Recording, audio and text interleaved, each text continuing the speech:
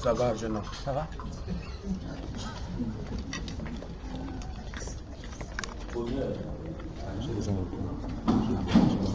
Je dois partir. Est-ce que tu peux rester à m'enregistrer? Ah, avec ça? Oui. Attends.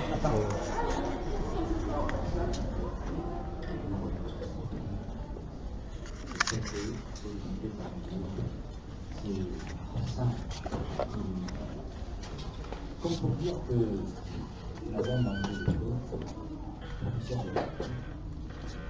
est spécialiste c'est elle qui va nous apporter son après-midi, après les deux conférences tiers, et son aussi. Je vous encourage à la parce que là, il sera vraiment des questions techniques, c'est-à-dire il sera question au sens d'instrument. Il sera question aussi du chant, le chant en tant qu'humanité. Il sera question de philosophie, la philosophie en tant que le sens de ce chant. Donc je sais qu'elle a souvent l'habitude d'aller très doucement, et donc nous allons tous suivre et tous apprendre tout ce qu'elle a bien pu voulu nous consigner pour cet après-midi. Donc je vais laisser sans plus tarder la parole à Madame Angèle Ondor pour qu'elle nous édifie sur son sujet. Merci.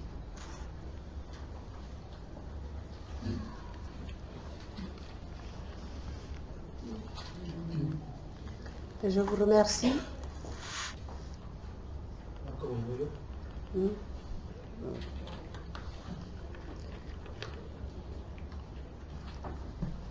Je remercie mon cher collègue pour cette présentation sommaire. Je tiens à remercier également l'Institut français qui nous accueille aujourd'hui dans le cadre des premières journées de l'épopée gabonaise.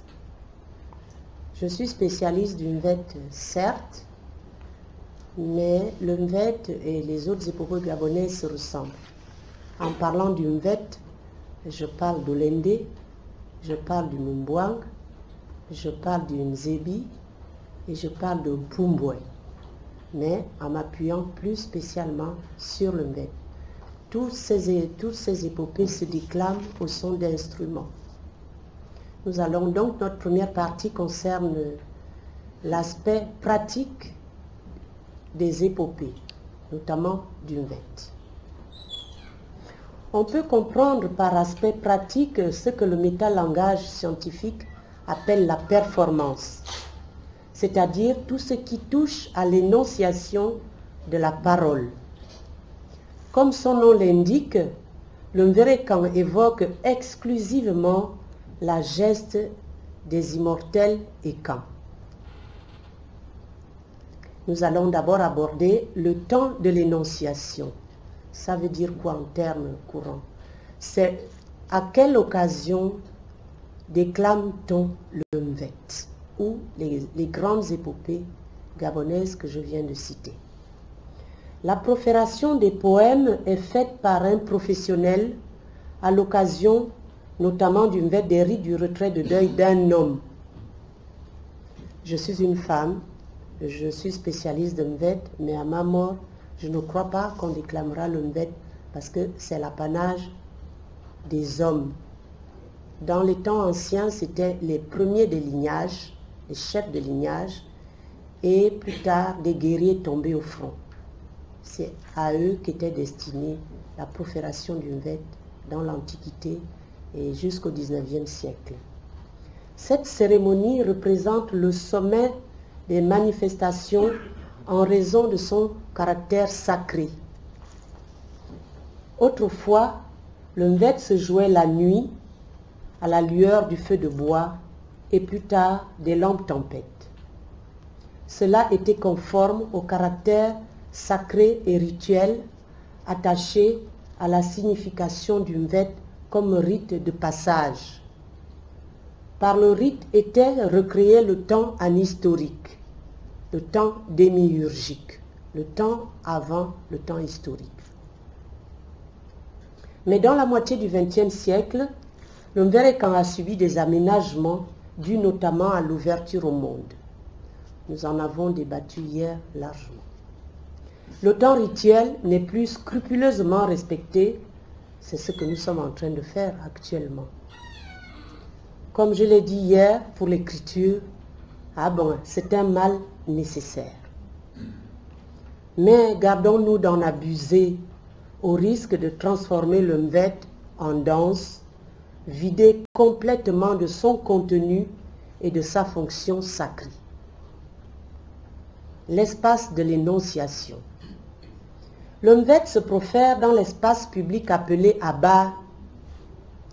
Je vous conseille d'écouter à nouveau ce qu'en dit Pierre Claver Zan dans son chant prophétique intitulé Abba. C'est un espace de pouvoir consacré à l'occasion de la célébration du Mvet par des interdits et une disposition en rectangle que ceux qui font les maîtres comprendront ce que c'est que la disposition en rectangle. Comme pour le temps, cela est peu connu et les interdits sont bafoués pour les besoins de la vulgarisation et de l'ouverture au monde. Le costume du musicien, poète ou diseur de Mvet. On peut faire les mêmes remarques en ce qui concerne le costume de scène et d'apparat du diseur de Mvet que ces derniers négligent pour faire moderne. Ils oublient que rien dans la tradition n'est gratuit ni superflu. Et ils s'étonnent de ce qui leur arrive durant la déclamation ou plus tard. C'est comme demander à un prêtre de célébrer la messe en short. Je frappe les esprits pour bien comprendre que le costume de scène n'est pas un superflu. Les brassards de peau de bête que vous avez vus sur les bras de Tira Ndongiban,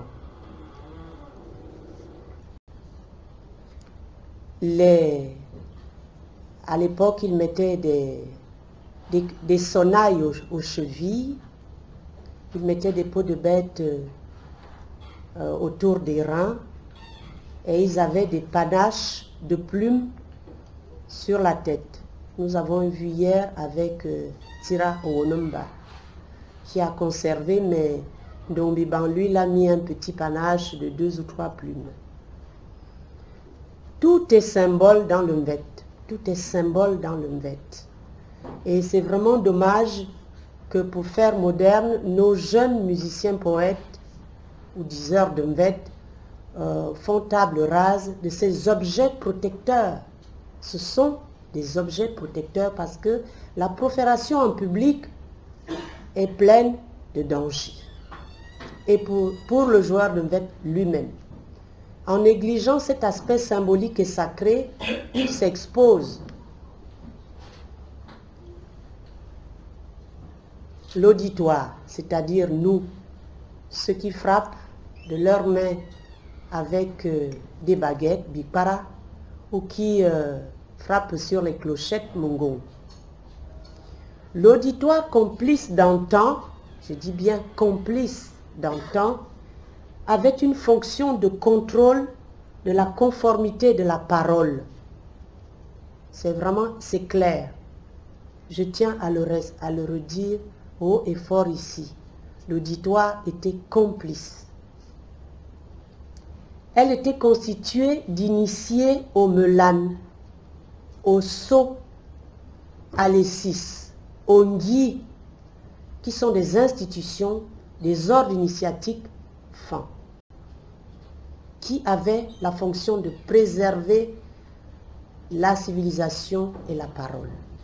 Je parle sous le contrôle d'Arthur, qui est le fils de Tirando, et qui lui-même écrit et qui ne veut pas publier.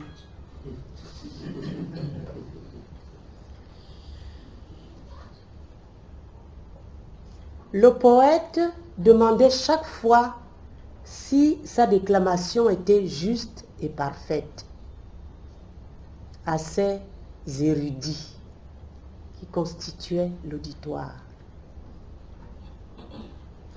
Cet aéropage marquait son assentiment en disant un cas, en disant tu es sur le chemin.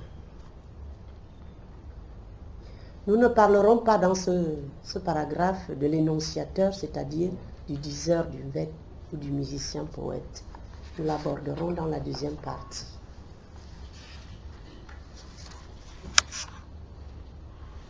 L'auditoire complice reprenait en chœur les refrains comme nous l'avons fait tout à l'heure. Le silence était de mise pour ne pas perturber l'écoute et la concentration. Malheureusement, cet auditoire érudit a disparu et les poètes sont livrés à eux-mêmes. Ceux qui n'ont subi aucune initiation se permettent de jouer en public et de profaner la parole. Voilà en quelques mots les aspects pratiques du Mvet. Nous allons entrer dans la deuxième partie de notre propos qui est l'aspect théorique du Mvet et des épopées en général. Le mot Mvet dérive du verbe avet. Ce n'est pas ce que dit Obiango, mais c'est pas grave. D'aucuns diront avet. Ce sont que des guerres d'école. Cela ne nous intéresse pas là. C'est pour les érudits du Mvet.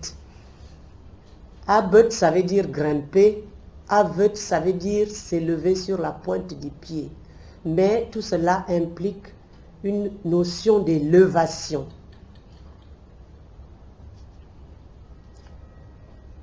Le phénomène Mvet se décompose en trois entités. Nous entrons dans les trois topoi du Mvet, c'est-à-dire les trois éléments constitutifs du Mvet. Je disais donc le phénomène Mvet se décompose en trois entités. La parole, d'abord, que les mystiques appellent le verbe, et que les philosophes appellent le logos. N'est-ce pas, maître Bien Elengo? sûr. Enfin, la parole s'appelle un lamvet. Le musicien poète, je l'appelle ainsi, je l'expliquerai pourquoi, ou le diseur de Mvet, s'appelle un bomemvet. Et l'instrument s'appelle mveroyon. Le mauvais instrument. Le mauvais instrument que nous venons de voir, la harpe, le mot scientifique c'est harpe sitar. S'accompagne de clochettes et s'accompagne de baguettes entrechoquées. Bikpara, les clochettes c'est mongo. Tout cela forme un mini-orchestre, un rythme qui soutient la déclamation. Le mveroyong est fabriqué à partir d'une tige séchée de palmier raffia appelée zang, parce qu'il y a plusieurs sortes de palmier raffia. Il y a zang, c'est le, et puis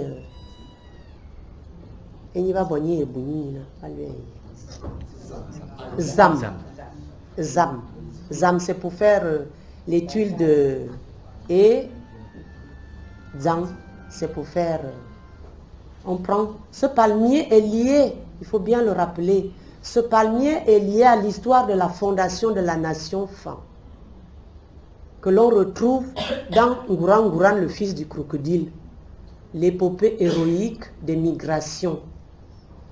Je vous demande de le relire dans le Père Tri ou dans la thèse de Ngemo-Bam Paulin, Ngouran Ngouran, le fils du crocodile. Ça retrace toutes les migrations depuis les vallées du Nil. Et justement pour tuer le dictateur Umburu, qui prélevait un tribut humain, on s'est servi du palmier, on a sacrifié un palmier. Vous vous imaginez dans le désert ce que ça signifie de couper un palmier. Le palmier est un arbre complet. Les feuilles, on s'abrite, on fait des tuiles. Les branches, on fabrique le vête. On mange les fruits, on mange le cœur. Le tronc, on fabrique avec des meubles. Enfin, tout dans le palmier sert. Et sacrifier un palmier, c'est, pour ainsi dire, sacrifier un être humain dans le désert. Chaque chose dans son contexte. Donc, ce palmier est lié à l'histoire de la fondation de la nation Fan pour se débarrasser du dictateur Umburu. L'évolution de l'instrument décrit par Daniel Assoumou Tumu, je n'ai pas pu la vérifier. Parce que dans les tombes pharaoniques, on a retrouvé un vête qui ressemble à celui que nous avons aujourd'hui. L'hypothèse la plus plausible est que la harpe étant devenue trop lourde, vous connaissez tous la harpe, c'est un gros instrument très difficile à porter. Parce que dans les temples égyptiens, les musiciennes des harpes, c'était dans les temples, ils jouaient de la musique pour les divinités, comme les musiciennes disaient. Donc dans les temples égyptiens, les musiciennes jouaient de la musique. Et The Prosper le dit quand il dit que le mvet intériorise le menzang. Menzang, c'est la musique. Menzang, c'est pas tant le balafon que la musique elle-même. Donc, l'hypothèse la plus juste, c'est que la harpe étant devenue très lourde pendant les migrations, ils ont fabriqué un instrument plus léger qui devait les accompagner le long des migrations. Ça, c'est l'hypothèse la plus plausible. Les harpistes l'ont donc remodelé dans une matière plus légère, la tige de palmier remplaçant le corps et les cordes, et les calebasses évidées servant de caisse de résonance. L'instrument oyong est le fidèle compagnon du poète. Il inspire le poète. Il soutient la parole, la déclamation, la profération, par le rythme qu'il crée. Il est le médium entre le poète et la transcendance. Quand le mvet est posé horizontalement, il est inactif. Je parle sous le contrôle d'Arthur. Quand il est dressé à la verticale, il relie les sphères supérieures et les sphères inférieures. Il n'y a pas de 10 heures de mvet sans harpe. Par contre, pour la profération, quand ce sont les femmes, elles peuvent se faire assister par des harpistes qui ne sont pas des musiciens poètes. Ils jouent seulement de la harpe. Les anciens connaissaient la divine harpe. Homère célèbre la divine harpe dans l'Iliade. Je vous ai parlé aussi de Prosper Zé qui célèbre le menzan. La musique de la harpe est destinée aux divinités. Nous allons donc entrer à proprement parler dans l'explication du lamvet du chant. Le chant est comme un chapitre. La quantité verbale du poème est assurément la caractéristique qui frappe d'emblée un observateur non averti. C'est-à-dire que le lamvet se développe sur plusieurs heures. On y parle beaucoup. On chante, on soliloque. Le texte est un organisme se composant de plusieurs éléments incorporés à des degrés divers. Donc, tout à l'heure, quand le musicien poète a commencé à déclamer, il a énoncé les distiques philosophiques. Qu'est-ce que c'est? C'est généralement des discours en deux vers. C'est pourquoi on appelle distique. C'est deux vers. Comme il a dit tout à l'heure, le malade croit au ngengang, au médecin, et le ngengang croit à la tête et au gigot de mouton qu'on va lui donner après le traitement.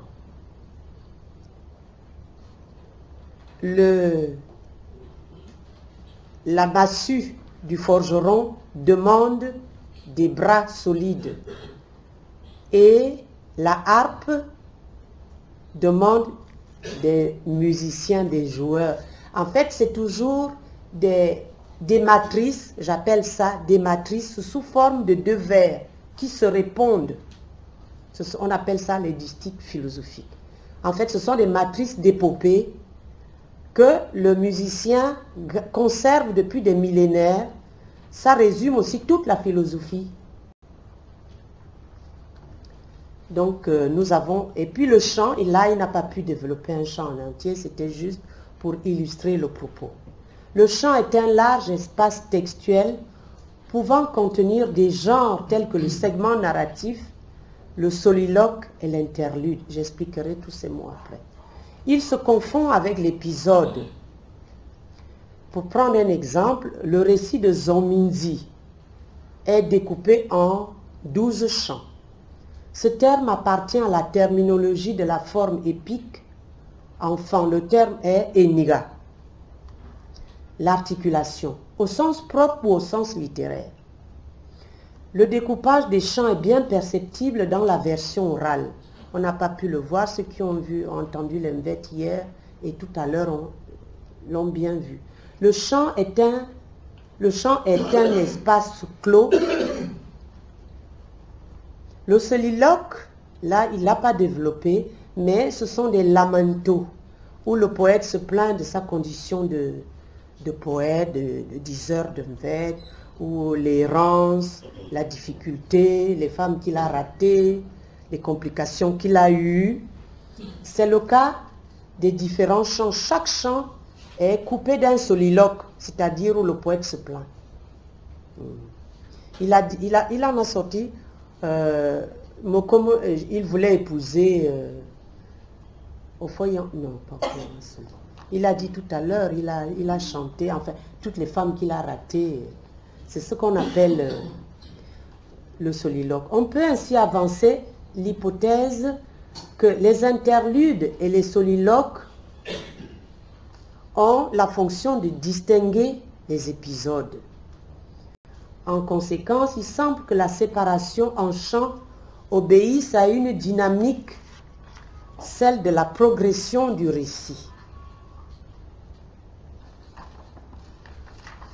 Le segment narratif. Le segment narratif, c'est un mot un peu barbare qui veut dire le récit où on raconte. Tout à l'heure, il a commencé le récit d'Akomamba qui est écœuré parce que à Oku, c'est-à-dire chez les mortels, beaucoup de maisons étaient fermées à cause de la mort. C'est ça qu'il a voulu développer ici. C'est le chant. C'est donc le récit du conte lui-même, le conte philosophique. C'est le récit. Je l'appelle le segment narratif parce qu'il narre une histoire. Le segment narratif désigne les passages du corpus où l'histoire est contée. C'est l'espace où se déploie le récit. Le texte serait linéaire s'il était entrecoupé de soliloques et d'interludes. Le segment narratif se distingue des autres catégories du texte par sa morphologie. En effet, il est important de pouvoir discriminer les catégories textuelles dans le poème oral. Le segment narratif se compose de vers libres présentant une forme assez régulière. Son volume est également plus vaste. Quant à la diction, le segment narratif se déclame, vous l'avez entendu, il se déclame. Alors que les autres catégories qui dans le texte écrit sont en italique sont soit chantées, soit psalmodiées. Le segment narratif comprend des récits d'événements, de paroles ainsi que des descriptions. Le narrateur est extradiégétique, Le narrateur, j'allais vous dire, enfin, il y a des étudiants là, je vais quand même sortir le mot. Le narrateur est extradiégétique, hétérodiégétique. Ça veut dire qu'il parle à la troisième personne. Il est omniscient, c'est-à-dire qu'il connaît tout.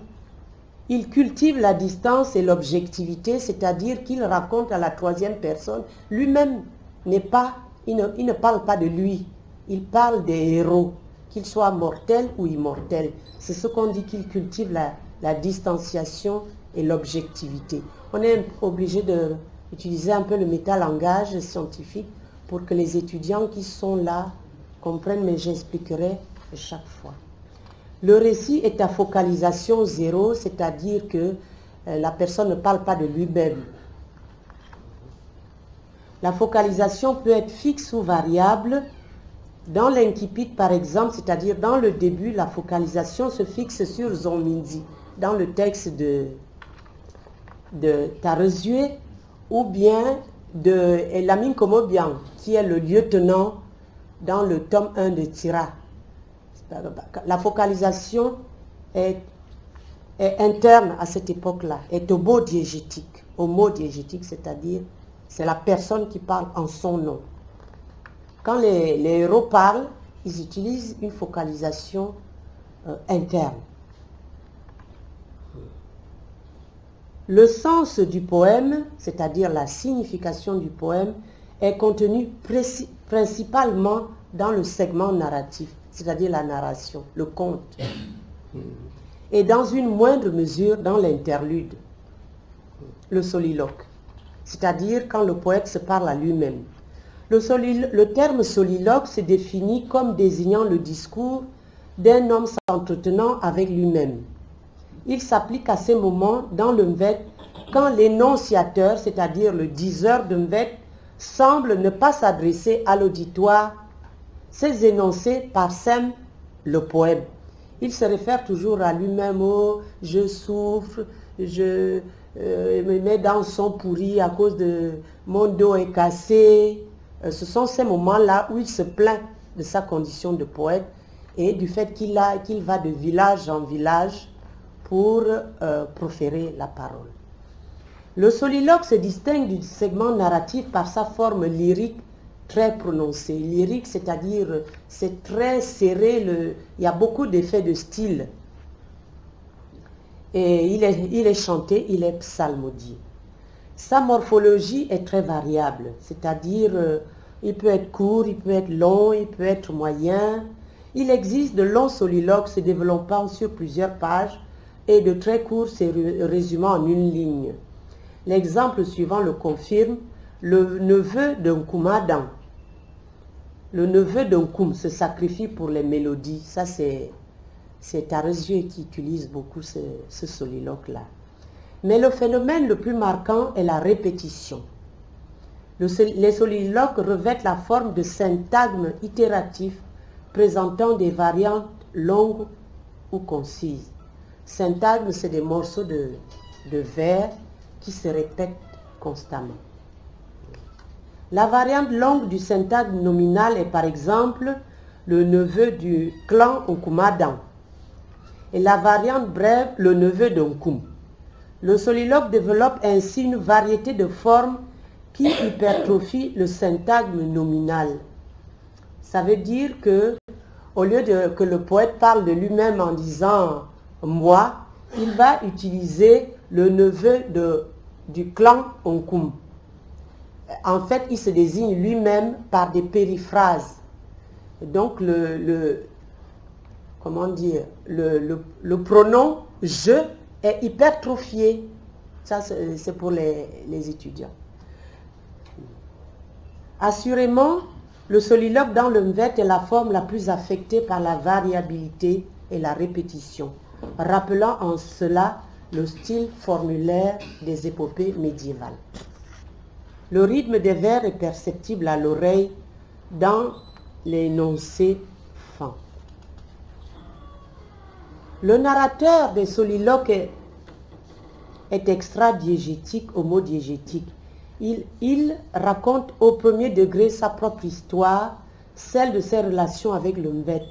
Ce sont des relations exclusives et contraignantes où la solitude et l'errance prédominent.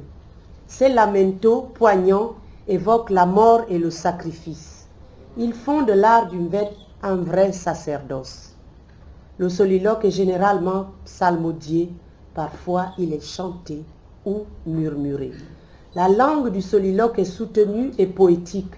Le lexique se compose de mots larges tels Efulabobom, le virtuose, Aou, la mort, Abaman, effrayant, les verbes tels Ayan, dire adieu, à Abouran, se sacrifier ou mourir pour quelque chose, à Atar, invoquer, relève d'un champ sémantique identique. Le style est recherché, le texte comporte des périphrases, des métaphores, des euphémismes et des hyperboles. Le soliloque utilise en permanence la périphrase. Les fonctions du soliloque sont multiples et la première est rythmique. Les groupes nominaux forment des syntaxes rythmico-syntaxiques. Combinés à la variation et la répétition, ils forment des échos et des correspondances unifiant le texte. En outre, les soliloques remplissent une fonction fatigue, c'est-à-dire d'appel, d'éveil. Véritable clignotant auditif qui généralement précède un événement important. L'auditeur dresse l'oreille quand il entend le soliloque. Ce n'est pas comme dans un livre où il y a des pages blanches, des paragraphes. C'est le soliloque qui sert à dire à l'auditeur que, attention, un événement important arrive. Enfin, il semble que le soliloque donne de la vigueur, de l'énergie au texte. Il lui permet d'avancer sous l'effet d'une pulsion. La narration et l'énonciation ont besoin du soliloque pour progresser. L'interlude. L'interlude, c'est le chant que nous avons tous repris en chœur. L'interlude est un segment lyrique, parce qu'on le chante, chanté par le diseur de Mvet, qu'accompagne un chœur, c'est-à-dire nous, l'auditoire, qui reprend les refrains. Nous avons vécu ça tout à l'heure. Les segments lyriques contenus dans le poème revêtent la forme de chansons. Le joueur de Mvet est le soliste, l'auditoire, le chœur, et le texte est chanté sur la musique de la harpe, des baguettes et des clochettes. Les interludes ont un volume textuel assez développé. Il s'étend sur plusieurs pages. Leur longueur est due à la répétition des refrains. Ceux-ci ont une forme qui ne varie pas au sein d'une chanson spécifique. C'est le seul espace dans le récit où l'auditoire, c'est-à-dire nous, et l'énonciateur coopèrent. Dans ce cas de figure, la co-énonciation est attestée, c'est-à-dire que le poète et l'auditoire profèrent ensemble, car l'auditoire remplit deux fonctions, il est l'orchestre et le chœur. En effet, il marque la mesure à l'aide des clochettes et de baguettes. Son concours est indispensable pour la réalisation des interludes. Le co-énonciateur remplit à peu près les mêmes fonctions que l'énonciateur. Bon, je vais dire en français courant. L'auditoire remplit à peu près les mêmes fonctions que le diseur de mvette. L'auditoire joue des instruments et chante le refrain des interludes. En oralité, il arrive que dans l'acte d'énonciation, mettez-lui la chaise là s'il vous plaît. D'abord,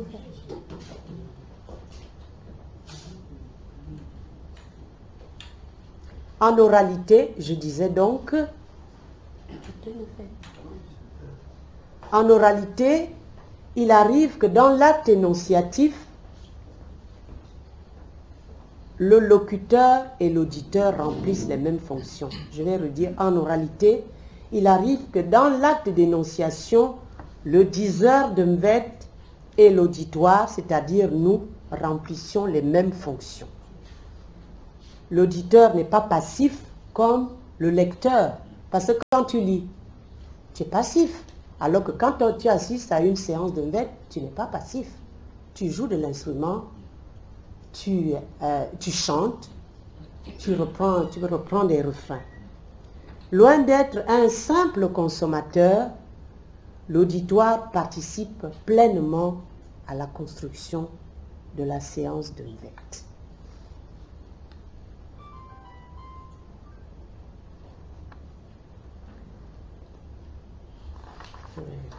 Les interludes remplissent les mêmes fonctions que les soliloques. Ils présentent l'avantage d'avoir plus de volume textuel et permettent un développement, une explicitation du thème abordé.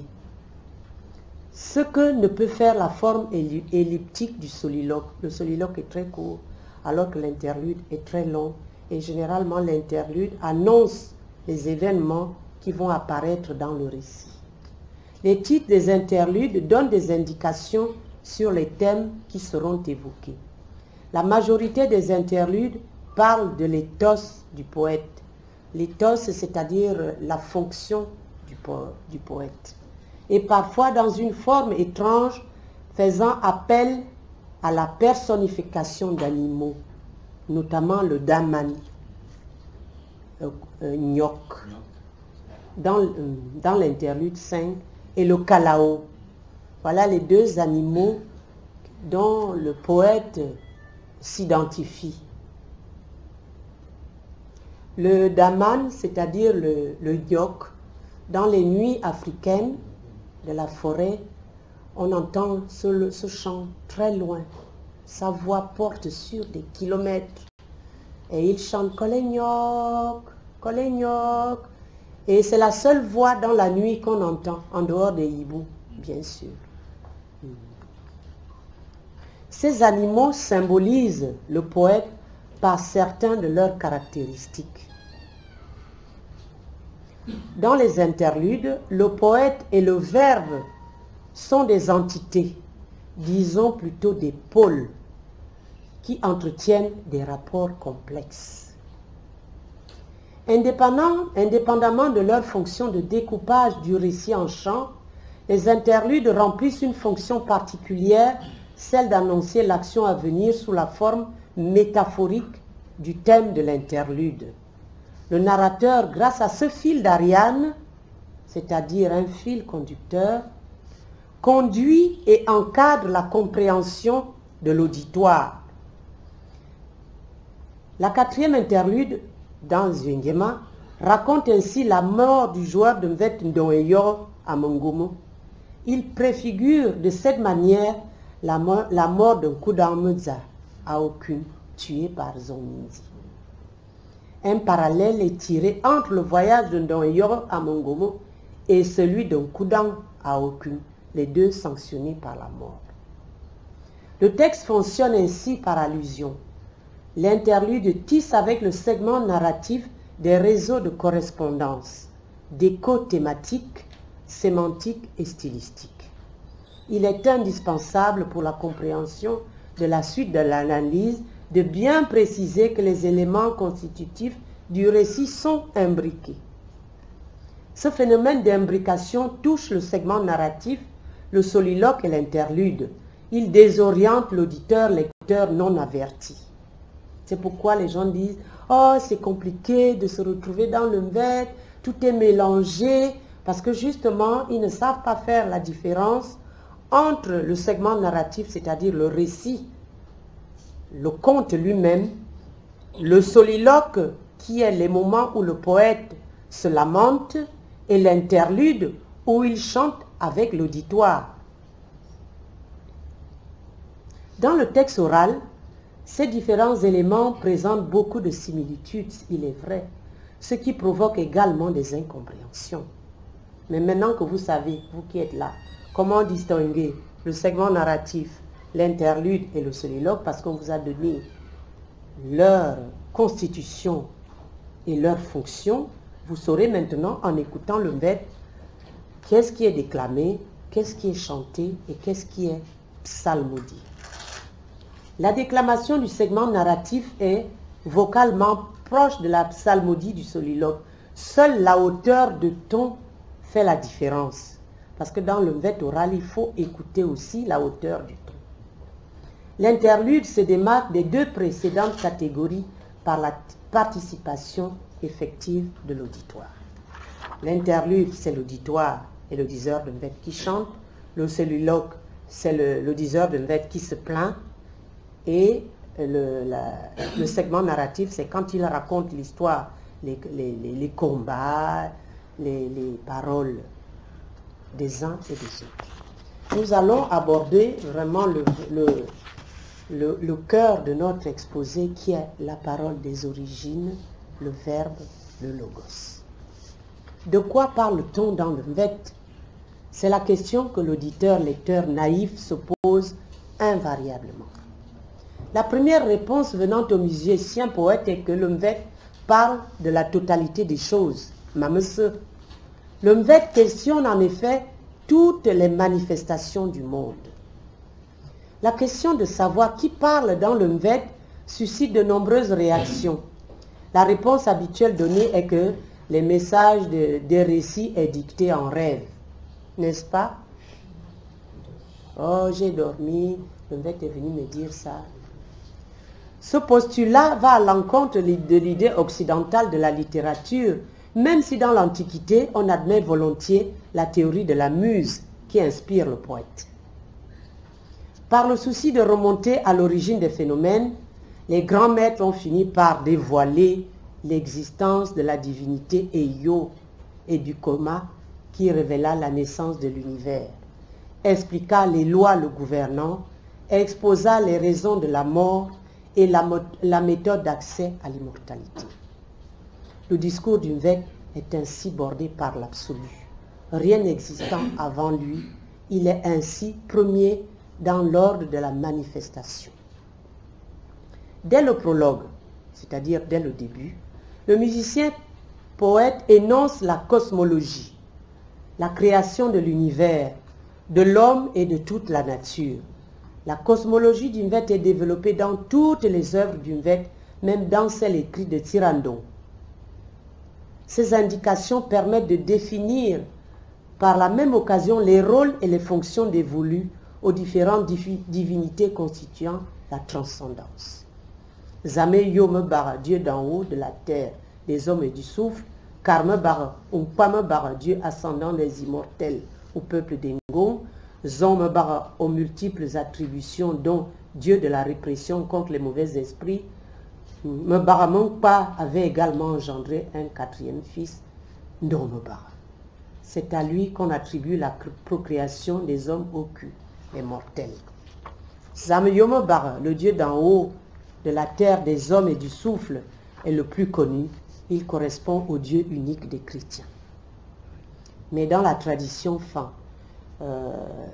Monseigneur nous en a parlé dans une émission. S'il veut, il peut nous entretenir de cela tout à l'heure. Il dit que nous sommes les ancêtres et ceux d'aujourd'hui, nous arrière petits-fils. Mais dans la tradition Fan, d'autres dieux existent. Ces enseignements du Mvet, répétés en prélude à chaque profération rituelle, constituent un démenti où on dit que, où l'hypothèse dit qu'il n'y a pas de divinité chez les femmes. Il est en effet difficile d'ignorer ces enseignements qui installent le Mvet dans le temps sacré. Il rappelle l'origine de la création de l'univers et la théorie par laquelle Dieu crée le monde. Grégoire Biot rappelle ces enseignements tirés du prologue du Mvet 3 qu'il titre « À bien entendre ». Tout ce qui n'a pas encore été est dans Eyo. Tout ce qui a été procède d'Eyo. Tout ce qui est en Eyo. Et tout ce qui sera l'est par Eyo. Tout passe, Eyo demeure. Il n'a ni commencement ni fin, car tout en lui est inscrit à l'état de virtualité. Il est l'inconditionné, par quoi tout se tient sous condition, tandis que lui est sans condition, l'avant, le toujours, le sans origine, le sans fin et Yo est. Il est absolu. C'est l'encyclopédie du Mvet, tome 1, page 130, 2002. Je vous donne la référence. Il est difficile d'expliquer mieux les caractéristiques du dieu Eyo censé être à l'origine de toutes les autres divinités citées précédemment. Lors de ses enseignements aux disciples, le grand maître du Mvet Sirandondutum propose de Eyo la définition suivante. Eyo, Enya, Anayo, Eyo est au-dessus de toutes choses. Eyo, Ano Ozan, Eyo est au centre de toutes choses. Eyo, Angayo, Angayo, Eyo a vomi. Eyo, Angayo, Eyo s'est multiplié. Eyo, Anga, Ane Adame et Sété. Eyo est dans toutes choses. Eyo, Zomese Eneyo était. C'est un word qui m'a gaspillé, ce qui fait qu'il m'a remplacé par les symboles par des carrés. Zomese Eneyo était, et toute chose est dans Eyo. Eyo, Enye avait, c'est Eyo qui retire. Eyo, Enye Azo, c'est Eyo qui parle. Eyo, Enye Abo, c'est Eyo qui agit. Zoma Azomo, aucune chose. Mora Moro, aucun homme. Nsissima Nsissim, aucun esprit. Bevayem Ane Eyo Ane ne connaît la nature d'Eyo. Eyo, Enyane, c'est Eyo qui est. Sirandondutum, au commencement, était le verbe documentaire d'Antoine Abessol Nico, Senassi, Libreville 2003. Le questionnement ontologique, non, cette formulation se transmet de maître à disciple depuis l'origine du Mvet, depuis Oyona Dangon. Mais elle a été gardée secrète comme les autres enseignements ésotériques. Métir a eu l'autorisation de ses maîtres pour le divulguer. Le questionnement ontologique du Mvet, ontologique c'est le questionnement existentiel. Chaque fois que j'utilise un mot scientifique, j'essaie de l'expliquer. Le questionnement existentiel du Mvet naît de l'angoisse de la finitude, c'est-à-dire de la mort. L'angoisse jaillit de la confrontation à la nudité originelle de l'être au monde. Elle en est l'expérience radicale. Ainsi, l'angoisse repose-t-elle le problème de l'être dans l'axe du temps, constitué par les repères passés, présent, futur. Mais au-delà de cette angoisse fondatrice, le Mvet tient un discours sur l'origine de l'univers, explique la manifestation de la vie et le phénomène crucial de la mort affectant non seulement l'homme, mais toute chose. Ce phénomène est dénommé l'impermanence ou l'éternel changement dans la philosophie asiatique. L'impermanence ou l'éternel changement. Aussi, pour les repères temporels du présent et du futur, le Mvet conçoit un enseignement qui permet à l'homme de combattre l'angoisse de la finitude en lui expliquant le pourquoi des phénomènes. Il propose une méthode en forme de cheminement philosophico-spirituel exposé par Grégoire Biot. Je cite, « Mvet nomme celui qui travaille à s'élever par la pensée en vue de recueillir la parole qui contient la sagesse de la combinaison du juste et du vrai. Mvet recommande de détruire tout ce qui nous tirerait encore vers le bas.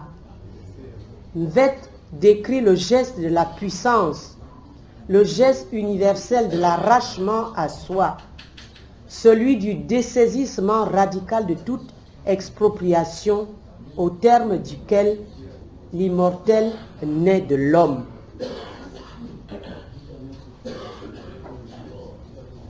Peut sortir.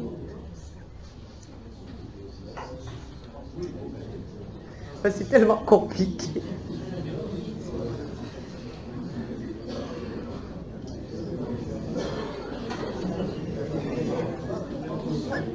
Donnez-lui de l'eau, pardon. Donnez-lui de l'eau, s'il vous plaît. Ah, mais qu'on l'amène dehors, oui. Portez-le.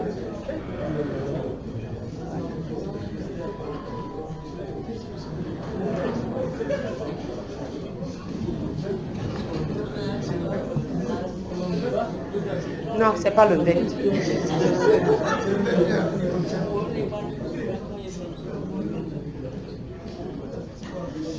Tout le monde est entré. Je disais que Grégoire Biot, théoricien du Mvet, dit que Mvet nomme celui qui travaille à s'élever par la pensée en vue de recueillir la parole qui contient la sagesse de la combinaison du juste et du vrai. Mvet recommande de détruire tout ce qui nous tirerait encore vers le bas. Mvet décrit le geste de la puissance, le geste universel de l'arrachement à soi, celui du dessaisissement radical de toute expropriation au terme duquel l'immortel naît de l'homme. En termes clairs, ça veut dire que l'immortel naît de la force de l'homme qui descend au plus profond de lui-même et qui par un geste d'élévation, avet ou abet, je taquine mon collègue, qui veut dire s'élever, se propulser, sortir. C'est pourquoi les épreuves ne doivent pas faire peur, parce que c'est dans l'épreuve qu'on grandit. Le travail personnel consistant à s'élever par la pensée, l'arrachement dont il est question est un verbe fin, avet, s'élever, exprimant cet effort considérable qui, partant de la pointe des pieds, contracte les viscères dans une expiration longue et se termine en un jaillissement vers la connaissance. Le mouvement intérieur est très perceptible. Il donne l'impression de faire un saut fantastique vers l'inconnu. On comprend alors pourquoi le Mvet est indissociable d'une espérance. L'être appartiendrait au monde éternel de la manifestation, l'être ou l'esprit. La divinité se tenant en retrait pour laisser à l'homme toute la place. Ce dernier atteint le plein arbitre en terrorisant la combinaison du juste et du vrai. Cependant, le statut d'immortel n'est pas un aboutissement définitif. Il est toujours à conquérir. Les guerriers, quand le savent, ce statut se perd. Si l'homme se relâche, il doit toujours tendre vers cet idéal. On a fini avec la parole. Le musicien poète ou le diseur d'Nvet. Oyonada, le fondateur d'Nvet, cumulait les talents. Il était à la fois harpiste de génie, guerrier redoutable et prêtre. Dans les généalogies, nulle part il n'est mentionné qu'il aurait eu une épouse ou un fils. Il ne possède aucune descendance, hormis l'école d'Nvet qu'il créa et qui devait perpétuer son nom et celui des Écans. Vrai quand c'est la geste des Écans. L'histoire a retenu qu'il entra dans un état comateux qui lui permit d'être en contact avec la divinité Eyo. La divinité lui révéla de nombreuses choses, dont l'origine de la vie de l'homme, la voie à suivre pour retrouver et fonder un nouveau pays, et surtout le moyen de perpétuer ses enseignements. C'est la raison pour laquelle tous les musiciens, poètes ou diseurs de Nvet passent par l'initiation traditionnelle instituée par Oyonada Ngwan. C'est la certification de l'authenticité et de la conformité du diplôme et du grade de diseur de Nvet ou de musicien poète. Il n'existe pas d'autre école de Nvet en dehors de celle d'Oyonada. Le terme musicien-poète semble convenir en ce sens que cet homme à la fois auteur-compositeur de poèmes épiques, dramaturge, interprète et instrumentiste. Interprète, il interprète, on a vu tout à l'heure, il crée des chants et il les interprète. Il compose des poèmes, des interludes et des soliloques. Il les interprète ensuite au son de sa harpe devant un auditoire. Parfois, il esquisse quelques pas de danse pendant les interludes, mais cela ne fait pas du Nvet une danse, un opéra ou une pièce de théâtre, comme certains l'ont dit. L'étudiant diseur de Nvet est généralement un adolescent qui montre un penchant pour les belles lettres, la belle langue, la musique. Il écoute avec enthousiasme et délectation les récits du Nvet, puis assuré de son choix, il sollicite son admission auprès d'un maître Nvet réputé. Celui-ci lui fait passer des tests d'aptitude pour mesurer son intelligence, les capacités de sa mémoire, mais également son courage pour vaincre le tract lié à la performance, c'est-à-dire à la séance de Nvet. Des tests d'aptitude au paranormal peuvent également être envisagés pour l'aspect ésotérique. Pourtant, pour la veine traditionnelle conservatrice. Une fois admis au test, le futur disciple s'installe auprès de son maître comme cela se faisait dans l'Antiquité grecque. Nous savons que l'école de Crotone où Pythagore enseignait était, on l'appelait le lycée, tout le monde, les gens étaient internes et ils apprenaient la philosophie auprès de Pythagore. L'enseignement du Nvet véritable n'est pas écrit, il est oral. Et par transmission directe de maître à disciple. Même si le maître l'était, comme l'était Tirandon Ndutum, hier mon confrère Elengo vous a expliqué tout le mal que Tirandon et sa famille avaient concernant le fait qu'il était lettré, mais quand il est revenu, c'était le retour de l'enfant prodigue.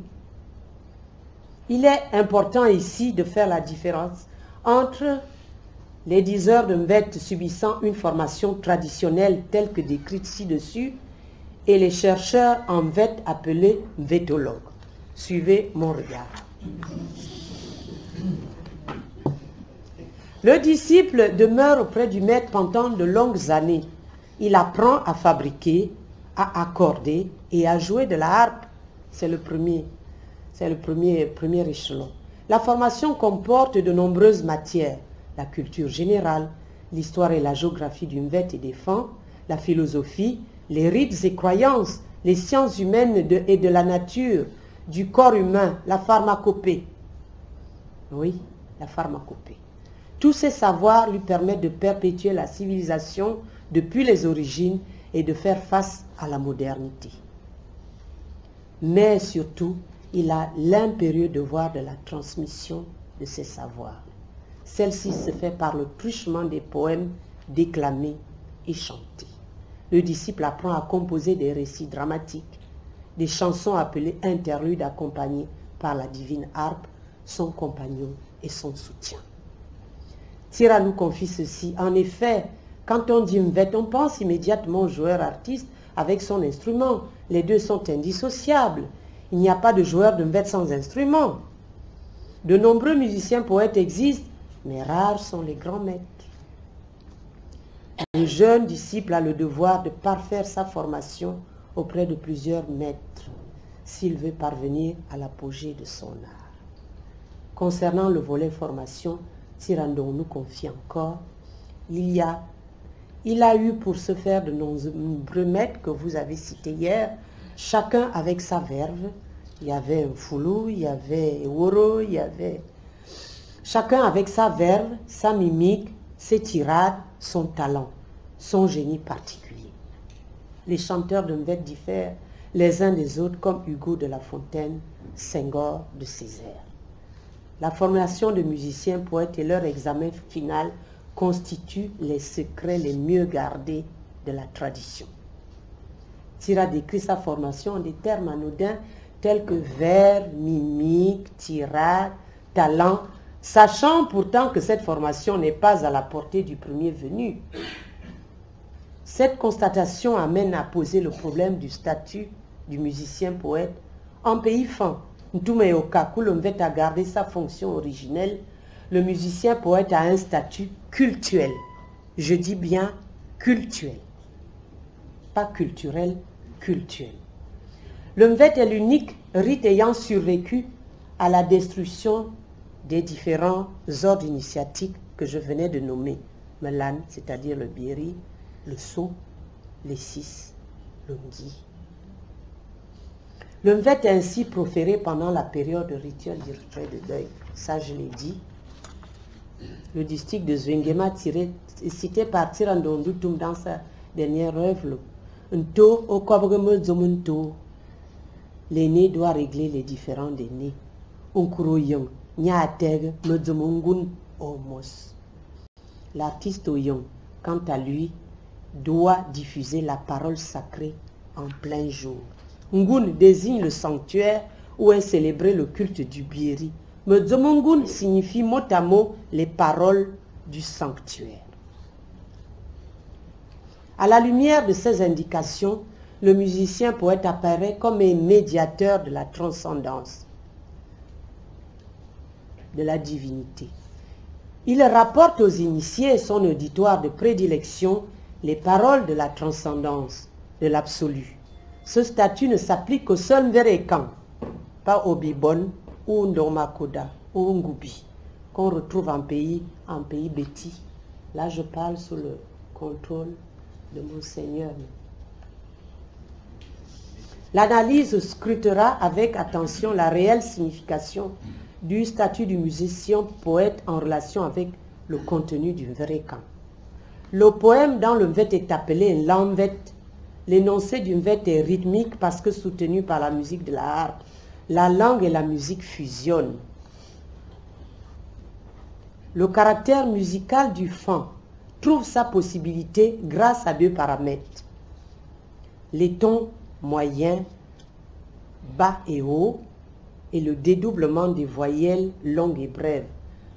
La langue fan, Boulbeti, se compose effectivement de 18 voyelles, longues, brèves. En outre, le fan utilise abondamment les idéophones, c'est-à-dire les onomatopées, pour la caractérisation imitative. Quand on dit, je vais prendre un exemple qui fâche, bilop. Bilop, c'est pas une insulte. Parce que le fan caractérise quand il n'entend pas, il dit lop, lop, lop, lop. Bilop, ce sont les gens qui parlent lop, lop, lop, lop. On n'entend pas. C'est un idéophone. Comme on dirait le coucou. Le coucou, c'est l'oiseau qui fait coucou, coucou, coucou. On l'appelle le coucou. Donc ça, ce sont les idéophones. Donc, le Mvet utilise énormément les idéophones et le maître en la matière, c'était Akiobian. Tout le monde connaît Akiobian, avec une verve démentielle, des sonorités incroyables.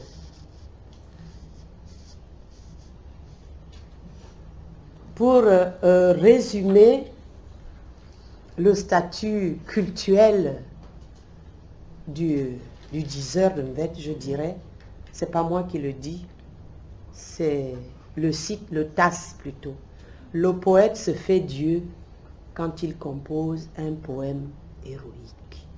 C'est une belle formulation de l'état de grâce et de la vision élargie au cosmos qui caractérise le poète épique.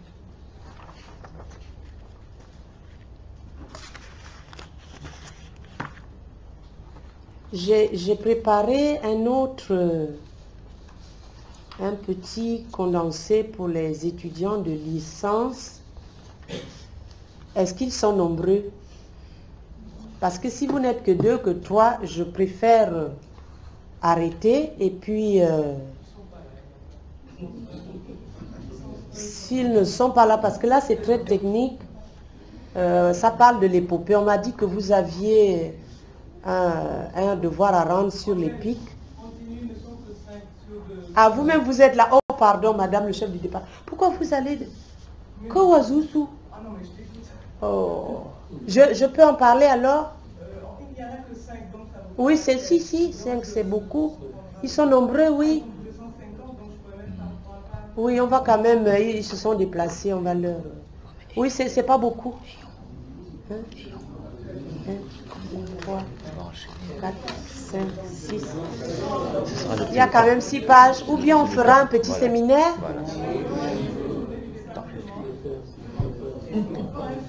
Qu'est-ce que l'auditoire dit? L'auditoire du Mvet n'est pas passif. Hein?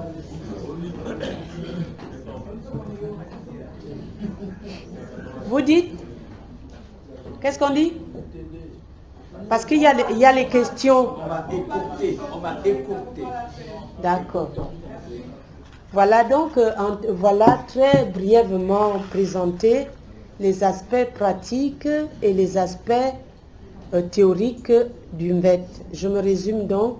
Les aspects pratiques, c'est le temps de l'énonciation, l'espace de l'énonciation, le costume du diseur de Mvet, l'auditoire. Je n'ai pas parlé de la voix parce que là on plonge en pleine oralité.